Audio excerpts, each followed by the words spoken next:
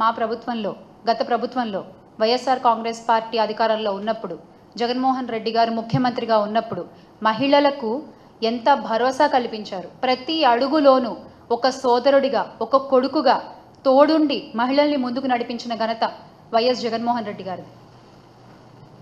అమ్మ కడుపులో ఉన్న బిడ్డ దగ్గర నుంచి నిండు మనసుతో ఆశీర్వదించే అవ్వ దాకా ఏ వయసులో మహిళలకి ఎలాంటి అవసరాలు ఉంటాయి గుర్తెరిగి వాటికి తగ్గట్టుగా పథకాలను అమలుపరిచి సంక్షేమాన్ని అందించిన ఘనత the one and only YS Jaganmohan Reddy గారిది. అలాంటి ముఖ్యమంత్రి ఏపీ చరిత్రలో ఎవరు లేరు. ఘంటాపదంగా చెప్పగలను నేను. He's the one and he's the only one. Navaratnalu పథకాల్లో 90% మహిళల కోసం ఇస్తే ఆ సంక్షేమం వల్ల ప్రతి ఇంట్లోనూ మహిళలకి ఎంత గౌరవం పెరిగింది, ఎంత విలువ పెరిగింది మనందరం చూసాం. ఆడపిల్లల్ని కనడానికి భయపడేటువంటి రోజు నుంచి పర్వాలేదు, ఆడపిల్లని కన్నా ఏం కాదు, ఆసరాతో 5,000 దగ్గర నుంచి మొదలు పెడితే స్కూల్కి పంపిస్తే అమ్మఒడి పేరుతో డబ్బులు వస్తాయి ఆ తల్లి అకౌంట్లోకి, ఆడపిల్లని చదివించవచ్చు. ఆ తర్వాత ఆ పిల్ల పెళ్ళికి వైఎస్ఆర్ కళ్యాణమస్తు వస్తుంది, షాదీ తోఫా వస్తుంది. ఇలా ఏ వయసుకు తగ్గ వాళ్ళకి ఆ వయసుకు తగ్గ అవసరాలని తీర్చిన వ్యక్తి వైఎస్ జగన్మోహన్ రెడ్డి గారు. మహిళలకి అండగా నిలిచిన ప్రభుత్వం వైఎస్ఆర్ కాంగ్రెస్ పార్టీ. ఆడపిల్ల పుడితే స్కానింగ్లు చేసుకుని చంపేసుకునే రోజుల నుంచి ఆడపిల్ల పుట్టినా పర్వాలేదు అనే స్థాయికి తీసుకొచ్చిన ఘనత వైఎస్ఆర్ కాంగ్రెస్ పార్టీది. కానీ ఈ రోజున మీరు ఏం చేస్తున్నారు? అబద్ధపు హామీలు చెప్తున్నారు. ఎంతమందినో మోసం చేస్తున్నారు మీరు. చివరికి మహిళల్ని, చిన్నపిల్లల్ని కూడా మోసం చేయడమేనా? ఏంటిది చంద్రబాబు నాయుడు గారు?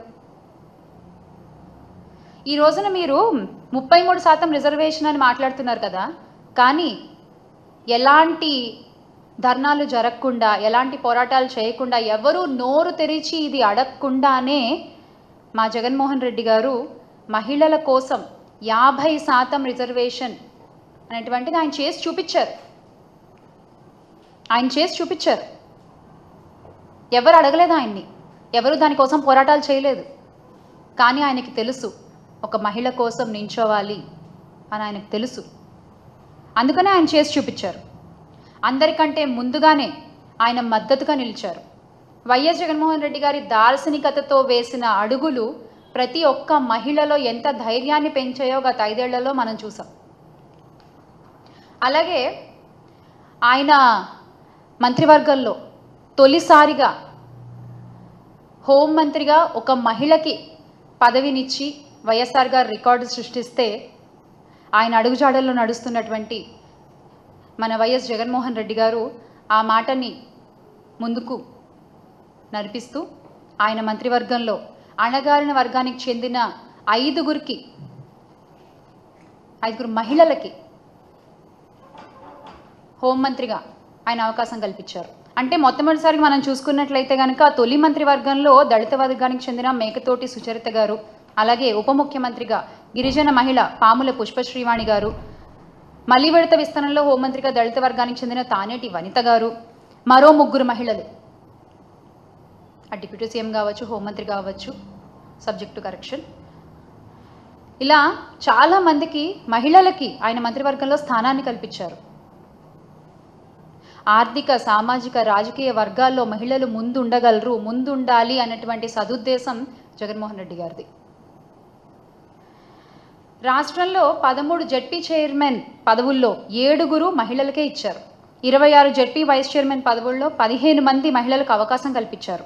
12 మేయర్ పోస్టులుంటే 24 డిప్యూటీ మేయర్ పదవులు, మొత్తం 36 పదవుల్లో 18 మంది మహిళలే ఉండేలా చూసుకున్నారు ఆయన. ఇది కదా దార్శనికత అంటే, ఇది కదా మహిళా సాధికారత అంటే. బిడ్డ పుట్టిన దగ్గర నుంచి ఇందాక నేను చెప్పినట్టు ఏ వయసులో ఏమేం కావాలో ఆయన మనసుకి తెలుసు, ఆయన నమ్మిన ప్రజలకు తెలుసు ఆయన ఏం చేశారు అన్నది. రుణమాఫీ